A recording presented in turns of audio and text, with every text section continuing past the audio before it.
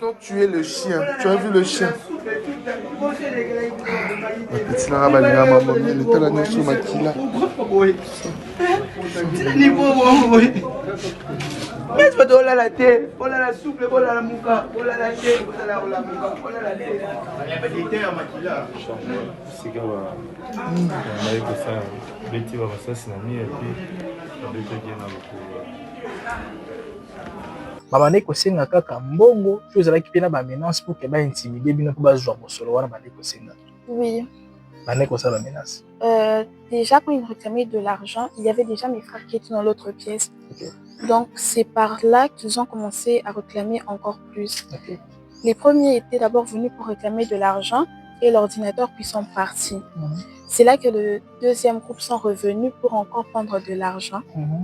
Et vu que ma soeur était déjà blessée à la main, donc mon papa était déjà devenu un peu parce que il avait peur, vous voyez. Donc ils ont encore réclamé plus d'argent.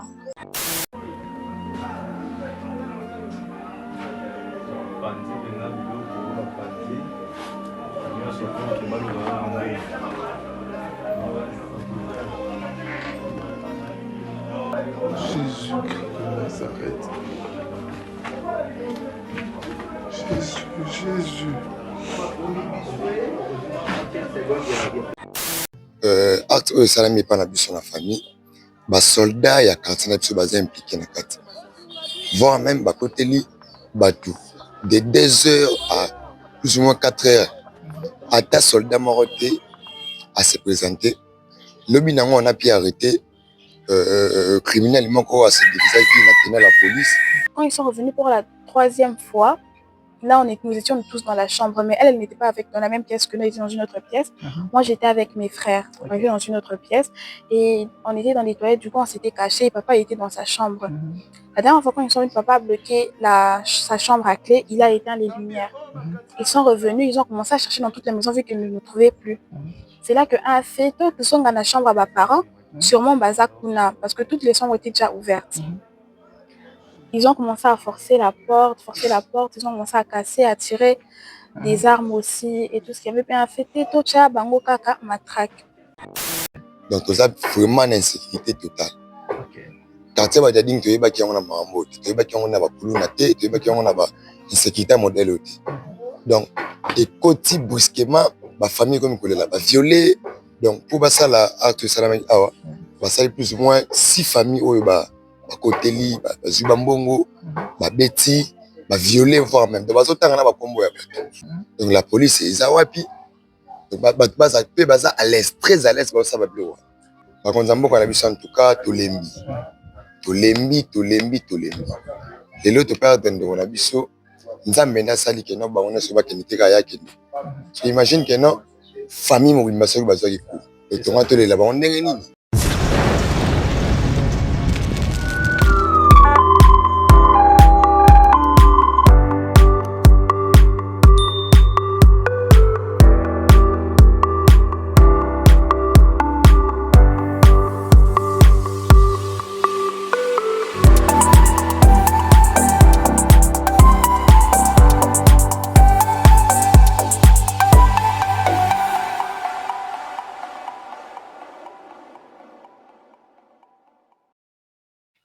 Bonjour chers tous, je vous espère bien portant. Moi également ça va, je viens par la grâce divine, tout va bien. Nous y sommes là, nous sommes dans la commune de Selimbaou, plus précisément na Kabadiadi, Nipaiwa Pitram, et les cas qui une situation choquante où Salamaki na Esika Oyo, où Baséan, Bazoki était un coup tapena na Katianda, Kopo na Kosala, Mosala, où ils avaient quitté la madame Momingiti, surtout que le lot aurait comme ta perte, il y a vie humaine parce que les Kinabi soit Trakibiso, et ils allaient penser à Makambo, ils allaient comme déjà sur le réseau, mais plus toye pour na kokuta national libota parce que les libota oyo ezali non seulement na posa ekunda bandeko na bango mais aussi pour na gouvernement topé ba autorité ya mboka batia loboko pour na enquête et évoluer lolenge ezali ko salama mais awa to zalina ndeko o azali leki na biso d'ailleurs bandeko ba kolanda biso déjà to zali ko annoncer bino que to sala penza interview oyo et ko la censurer parce que c'est une affaire où to ko sola yango na ndeko azali mineur azali mokolo lokola biso te azali moto te oyo akoki ko témoigner penza mais lokola vivaki drame wana et yende azali mieux placé à couper sa biso information en ce qui concerne au likambo elekaki nde ako solana biso et puis tokoyeba ndenge ya ko opusana mpona kosolana ye. Mais là merci na bandeko nyonso bazali kosunga biso bazali kocontinue kotia biso maboko pour que tosala mosala tolobaki même na fin fond ya mboka tokokoma pour que bino bozala informé et lelo tokomi na kati ya Badiading oyo ezali mpe moko na kati ya centre ville mpona kobeta to mpe kosola oyo ezalaki réalité bandeko bavivaki na ka Badiading awa toza na ndeki na biso bien que déjà azali moi plus lopoto mais tozala quand même bilingue mpona bandeko bakolanda biso même bandeko bakocomprendre mpenza la langue de Molière un peu moins compliqué, bah comprendre moi lingala pe malembe ndenge ndeko ko expliquer biso. Bonjour madame. Bonjour. Vous allez bien? Je vais bien, merci. Vous allez bien déjà. Là j'ai présente mais c'est ça qu'on laisse parce que vous avez perdu l'une de tes sœurs, mais c'est ça qu'on laisse. Merci. Vous faites partie de la famille, vous avez vécu cette situation qui n'est pas vraiment tolérable. Comment avez-vous vécu cela? Déjà, vu que c'était la première fois que ce genre de situation se prend dans notre famille, donc c'était un peu choquant, puis ça faisait aussi un peu peur. Ok. Ça faisait peur et comment ces assaillants ont entré de la maison? Ils ont eu à sauter les murs, okay. si je ne me trompe pas. Puis ils ont eu à casser les vitres pour entrer à l'intérieur de la maison. Et qu'est-ce que ces gens disaient à la bouche? Ben, ils réclamaient de l'argent. De l'argent? Et ils étaient en train de nous menacer. Il y avait des menaces sur vous, sur votre personne, bien qu'ils réclamaient déjà de l'argent. Faut expliquer le terme. Bon, na lobi boye, na bandeko ba yokola na biso na tuni, ba bandeko senga kaka mbongo, puis ezalaki pe na ba menace pour que ba intimider bino pour ba zwa mosolo wana bandeko senga. Oui. Bandeko ça ba menace. Déjà quand ils réclamaient de l'argent, il y avait déjà mes frères qui étaient dans l'autre pièce. Okay. Donc c'est par là qu'ils ont commencé à réclamer encore plus. Okay. Les premiers étaient d'abord venus pour réclamer de l'argent et l'ordinateur puis sont partis. C'est là que le deuxième groupe sont revenus pour encore prendre de l'argent. Et vu que ma soeur était déjà blessée à la main, donc mon papa était déjà devenu un peu parce que il avait peur, vous voyez. Donc ils ont encore réclamé plus d'argent. Ils ont réclamé beaucoup plus de sommes d'argent. Oui.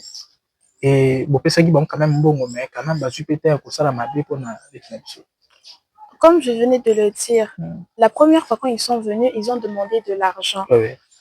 On leur a remis de l'argent et l'ordinateur. Ils sont sortis à l'extérieur. Puis c'est là que ils faisaient un débat sur qui va repartir avec l'ordinateur et qui va repartir avec de l'argent.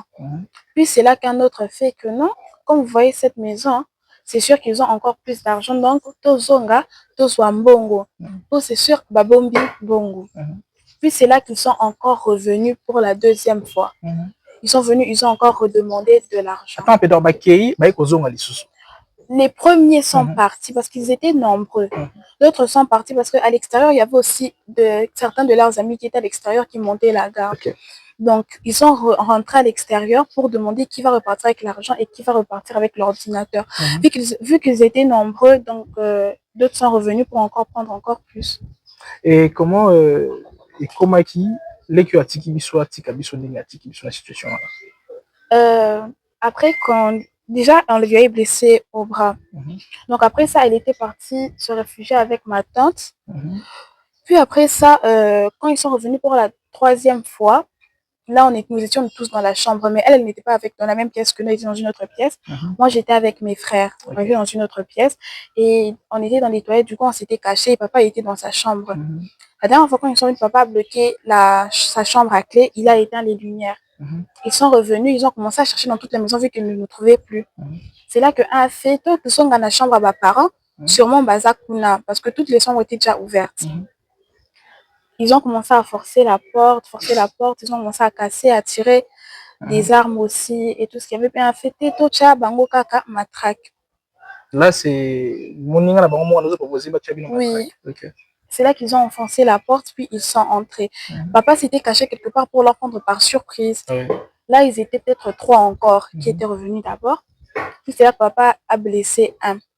D'autres ils sont revenus encore nombreux. Puis quand ils sont revenus nombreux, c'est là qu'ils ont commencé à frapper notre papa. Puis l'autre lui a frappé la machette dans la cuisse droite. Et l'autre dans la cuisse gauche, puis ils lui ont tiré une balle au pied. Wow. Puis ils lui ont demandé de faire descendre la valise, les valises qui étaient en bas. C'est là que un a commencé à tirer dans les murs de la chambre des parents. Il a ouvert les coffres du lit. Ils ont cassé en pensant qu'il y avait de l'argent dedans. Et après ça, quand ils ont fait descendre la valise, un est sorti avec la valise de maman, l'autre a pris la valise et l'autre est resté pour casser une radio. Enfin, la radio là, c'est un peu comme un coffre. Il a commencé à casser la radio en pensant qu'il y avait de l'argent. Quand il a vu qu'il n'y avait pas d'argent là-bas, il s'est encore plus énervé. Ils ont commencé à tirer papa, ils l'ont traîné à l'extérieur. Ils lui ont demandé d'envoyer tout l'argent qu'il y avait sur son compte M-Pesa. C'est là qu'il a dû envoyer. En revenant, d'autres étaient déjà ont sauté par derrière. Donc, papa est rentré pour fermer la porte de derrière et fermer celle-ci. Quand il est parti, il a fermé la porte de derrière. Puis c'est là que d'autres sont revenus. Ils étaient venus nombreux. Ils ont commencé à brutaliser pour qu'ils puissent entrer. Puis papa était en train de tirer la porte afin qu'il n'entre pas. Puis c'est là qu'un a blessé papa ici, genre sur la joue. Puis c'est là que Priscilla a dit non, laissez mon père tranquille. Elle a pris un bâton en métal, si je ne me trompe pas. Elle a frappé un au ventre. Puis c'est là qu'un autre est venu directement. C'est là qu'il a tiré sur Priscilla. Mais vu que c'était une balle silencieuse, même papa ne savait pas qu'on avait tiré sur elle. Non, c'était certainement dit que ça avait peut-être le mur ou quoi que ce soit. Donc quand ils sont entrés, ils ont encore pris papa. Ils sont revenus avec lui ici. Là, c'est là qu'ils voulaient le tuer, mais après, ils ne lui ont pas tué. Puis, quand moi, je suis sortie de la chambre, c'est là que j'ai retrouvé Priscilla au sol. Elle avait déjà perdu beaucoup de sang. Mais après, je pensais qu'elle n'était pas encore morte. C'est là que j'ai appelé mon petit cousin pour venir vérifier. Puis c'est là qu'il m'a dit qu'elle était déjà devenue faible. Puis c'est là qu'on est venu, on lui a pris, puis on l'a emmené à l'hôpital. Vraiment, nous ne sommes pas là pour parler plus du côté, pour se baser plus du côté problématique, mais on est là pour trouver une solution. Il y a des autorités, qui sur l'autre fois, pour nous dire que tout le monde image négativement. Non, non, on n'est pas là pour ça. D'ailleurs, tous à la plus le terrain, vous voyez comment tous à la démolition, on est là pour ça. On a peut-être image positivement.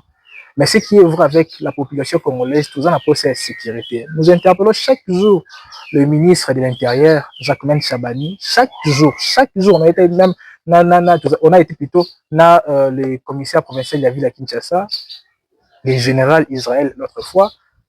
Même les Cambois, ils ont interpellé, ils ont dit pour la sécurité de la ville à Kinshasa, ils ont dit que se répéter à tout moment. Ils ont dit moi na moké que no pena na masolo ebelete parce que ils ont dit situation moko boye même nga mokolo soki na vivre yango d'ailleurs pour le nganga na bilili na nga ils ont dit pena facilité mais le ko aujourd'hui opportunité à kozwa miko oyo surtout ils ont un message moko ko bisa ba autorité parce que tozui ba mikolo ba leka kiawa oh des fois ba supété à kotombola mingo na ba pour ko bela na ba autorité pour la sécurité aussi pour la justice oh jusque là oui bien sûr que l'état ko sala mosala na mingi longolani.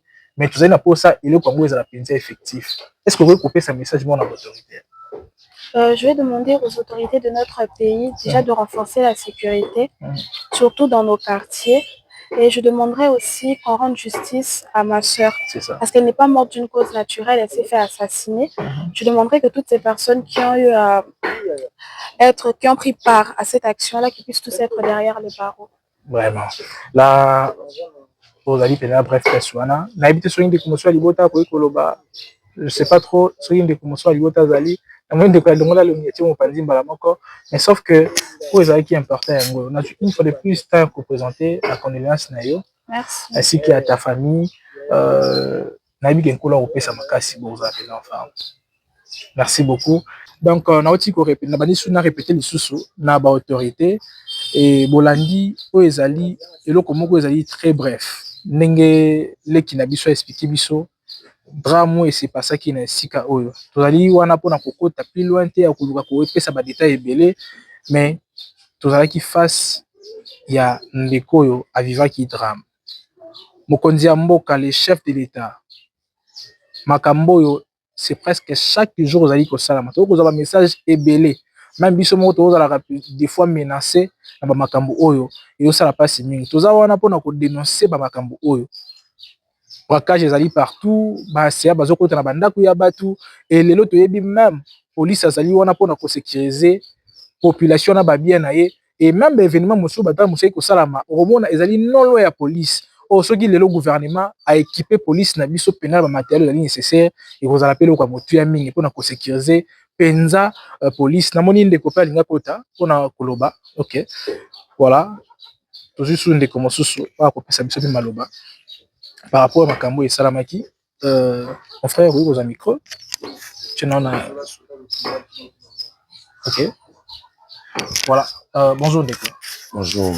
Yo po ozali moko ba ndeko to koti na kati ya libota et yebisa biso nano ndeko oti kopesa biso oyo ezalaki réalité oyo c'est pas ça qui ezalaki fait version de fait esalamaki na sika oyo babino lokola bandeko bozali tout proche ya libota bongi tope situation yango nini. Bon, pour le moment tozali kotraverse moment moko très difficile. OK, ya koperdre ndeko oyo azalaki très cher pour na biso et surtout azalaki nanu mwana moke à vivre nanu elenge ya vite akei kaka boye na bato moko babomi ye suite insécurité ya mboka na biso. To tozovivre bamoment moko surtout na quartier oyo bakonzi bato batiela biso po basécuriser biso bango nde bakomi koboma biso po acte oyo esalami epa na biso na famille basoldat ya quartier na biso baza impliqué na kati voire même bakoteli bato de 2 heures à plus ou moins 4 heures ata soldat moko te à se présenter lobi nango on a pu arrêter criminel moko à se déguiser qui na tenait la police et tout on a tabassé tout ça le tout ça là la police et s'est présentée donc tout ça a des soucis tout ça les gens puis au coup de bazali pour une intervention bazali non loin awa bazali non loin ya quartier na biso donc intervention rapide mais ndé acte salami mambe salami ba degré salami batikali ko mona na batikali ko yate o baya ko tala tane za place basali c'est ça parce qu'il y a également la police scientifique où il y a des fois au sala ouais batikali ko mona na te le biso to noze la ke non baya tande za la ka petit ko mona ba côté et toujours ka ba soupçon et que bato basali ba mwana bango pe basa impliqué. Donc on a essayé de marcher il y a des informations dans le quartier partout. Et vous saisissez peu l'instance judiciaire pour nous faire sur ma tête. Oui, peut criminel dans la mamboana. Donc tout ça vraiment une insécurité totale. OK. Quartier ba jadi to yeba ki on na mambo, to yeba ki on na ba kulu na te, to yeba ki on na ba insécurité modèle oti. Donc et côté brusquement ma famille comme kolela ba violé. Donc pour ça la acte salama awa, ba sali plus ou moins 6 familles oyo ba koteli ba zuba mbongo, ba beti ba violé voire même de bazotanga na ba kombo ya bato. Donc je comprends bien quartier Badiading depuis un moment pour vivre l'insécurité. L'insécurité aux alliés donc tu peux expliquer en gros tout. Donc imagine qu'il y a beaucoup moko ba côté la plus ou moins 6 familles. Na butu moko. Na butu moko c'est ba banda ki en nini. Peut-être que ba banda ki en 23 heures. 23 heures tu ba ya ka awa 2 heures déjà ezali déjà ba sali côté na ça pour ba mati côté. Donc la police est wapi. Donc baza à l'aise très à l'aise pour ça va plus. Monsieur te ba vrai criminel les actions ba criminel penza ba kota ba koti ba sali ba sala ba ki ba zo banga ke na population ko bima. Mais baza à l'aise. Bazo benga ba combo. Baza inquiété réplique à police le roman. Oui, c'est ça que la police ko ba tshela biso awa en tout cas mon konza mboka ba longolela biso ba. Donc vous en avez besoin ba sécuriser bien sûr. Ouais. Parce que ba s'appelle le roman. Bango nde bazo boma biso. Ko soko beti tout na minute ko na ba société na bango bazati. Donc bazate musana moko aussi pe ba moto so ba moto zo kota ali bazuzu ba 500 francs bazoka wana si ba 1000 francs ba tshana ba poche. Donc les ba battre la population. Il y a besoin d'un message en plus à la bakonzi. Oui. Bakonzi mboka na biso en tout cas tolembi. Et l'autre part de na biso nzambe na sali ke no ba ona so ba kenite ka yake. So imagine que non famille mo bimaso bazaki ku. Et to ngato le la ba ndenge nini. Tout le monde to perdre o azali ya mutu ya na famille na biso pona nini ba jeune moko boye kaka fandi ka lokwa biso basimi mundu ki akoti pona juste mbongo nyonso wana ezali manque ya misala ba jeune ba chômeur ba sala te donc boulot ezate l'état congolais bozana kaka pona ko yiba mbongo ko sala ba mambe pele tout le monde donc justice pour ma sœur justice pour elle vraiment tout le monde ceux qui tenir biso mette biso to ça la justice na ndenge na biso pe boyebi population soki siliki et je sera ndenge nini donc prévenir que bomona ki boyoka ki o biso to kangaki donc c'est un faux soldat teni wana azu yango wapi to ata mona teni carte soldat za lango te unité na ya ebité so mona Donc c'est sûr vu que babosani ki mundu ki na kati ya lupango c'est sous bana ko luka moyen nini oyo bakozongela yango. Donc tout ça penza très fâché to lembi. Bourgmestre c'est le mbau tellement insécurité comme partout. Est-ce que bourgmestre a quitté au Kita ici? Non, oui, le bourgmestre était là. La tongo na ngwa azalaki wana alingi kuta kita na souci de population de boy. Le bité muyo kita kuna te ba on peut baza complice. To kita ndé na se ici ka ba dégâts et salamaki o mona pe ba famille mususu. Et ba maki bourgmestre ba memi bourgmestre ba tamboli na ye ainsi de suite. Voilà, merci beaucoup. Là, je tiens également à adresser un message à aux collègues naepe. Isaac Mokendo azali bourgmestre adjoint à la commune de la Liberté. Je pense qu'azali pe avocat et azali comme on appelle situation ngezi. Tous attend resola ka ebele. Même asola ba ndeko naepe ba ndeko mususu bazali ba chef ya ba communalité mususu et ba plutôt municipalité mususu plutôt pour ba mekapena ko tia ordre na ba commune na bango bazali ko mwa motuya. Na zone susu apona lo bia kamomoko descente kaka auto ça qui na commissaire provincial ya ville ya Kinshasa alongola ki même ba parking na ba société. Tozo bitu na biso moko. Likambo ngo ya ba parking na ba société mon continue bino za numéro 1 azo chapeauter na ville na bino aya longoli bino bozo ngisaka. Tozo ba te soki suivre parole eza ya manque ya suivi toni ni pourtant botiki ba policier ba kengela ba moto na place ya bato. Yebisanga ta drame yo sama pa bato akokene ndenge parce que moto ya bato ba pesa ki mbongo fu ya batela nde yango. Na besoin ni sous pas ya le général Israël nous quelle biso solution et vous appelez à motu ndeko namoni ya ko bakisa pena mingi ezalité je pense que tu ba image nécessaire pour na ko illustrer ya ngone ko za important to rappeler sur na libota que to ko accompagner bino à chaque fois pour faire biso par rapport na ko tala ndenge makambo ya ko tambola to ko za la wana pour na ko accompagner bino parce que mosana biso nde yango pona bino boza la penza mongongo na bino tout mama bakonzi ba yoka ozali kolela na bino.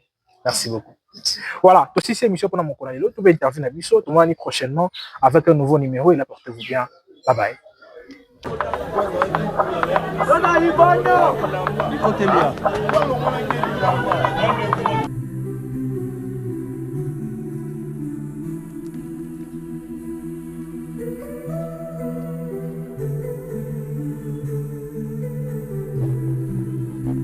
Tu es le chien, tu as vu le chien.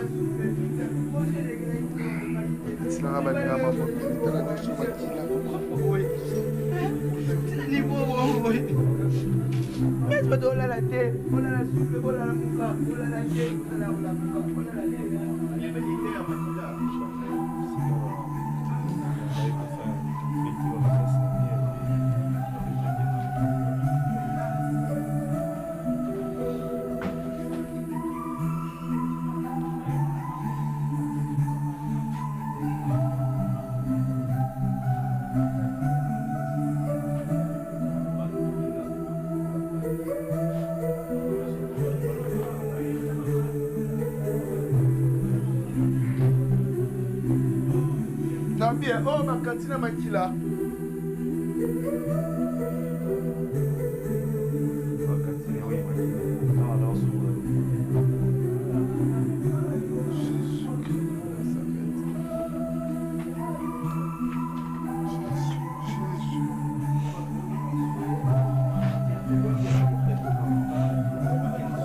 T'as mort.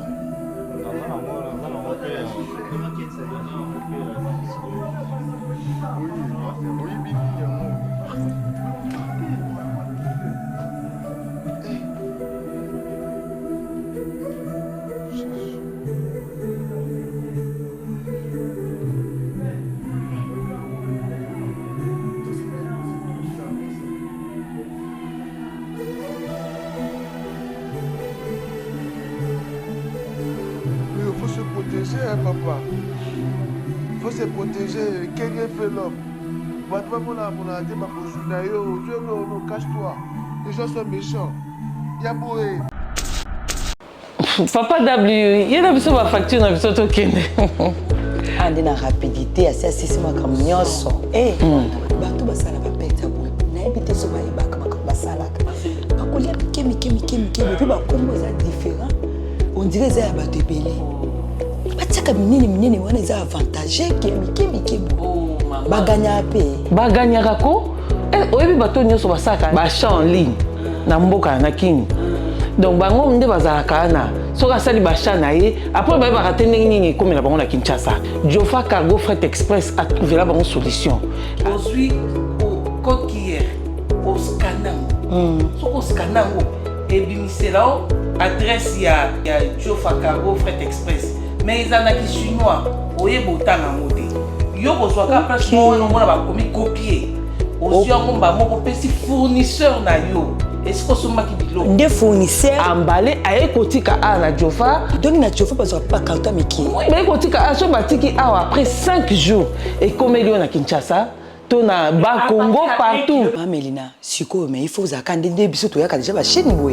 Pour muta ina machine te maman. Bon mais melo koli ndenge. Ata oye na oshinte. Yo sombika biloko no zuka code hier au sangisi au pesi fournisseur. Apesi a sali bikoli aye na wa Jofa memelo na kisasa. Dans la cuisine mo be cornelite. Alinga ko so biloko na en ligne. Et loko bloka ke kaka adresse. Omoni mbongo na yo. Otara na agence ni. Nga yaka mbongo kaso na yeso na siko songa ba chez sile eh. Ozana poso songa ba chez mbongo sile vali. Soki na kaoki, il faut kana songa kishasa na keteka. Awa na Jofa Cargo Fret Express batinda mbongo. Donc mutazak muna obenge tindela mbongo mama. Soka tindela mbongo avant même code no ya ozwi mbongo no de. Papa W yaka. Nalobi mama mena expliquer loko mukwa. Te nga bino boloba. Pour Merci papa. Merci. Mais maman mena expliquer siko. Par contre c'est la mbongo na e-shop. Na jango awa, na Jofa Cargo. À l'instant même, une fois déposé, une fois retiré. Peu importe le montant, maman. Tinda yebisa bango tala tinda ata $100 ba otindela ata $100 maman mais bachino bango la problème na ke ko sala ba deposit pour na yebi ke la Jofa na kozwambo code client na bino en tout cas na zana ngo ifonga na partager yango na zana ba matati na ata ba province non Lubumbashi partout na Lubumbashi maman na basambwe ozana fête samedi lundi sombe loko na olati après 5 jours après 5 jours sans problème. nazo bise que Jofa awa asalelaka bato même marché ovandi na okuna olali ya zosalela marché.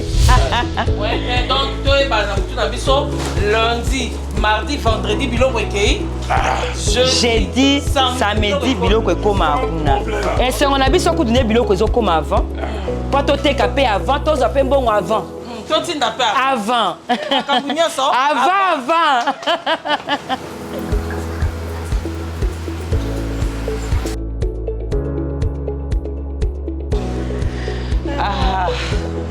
Jofa Cargo Fret Express bolamu eleki ebele selola toujours.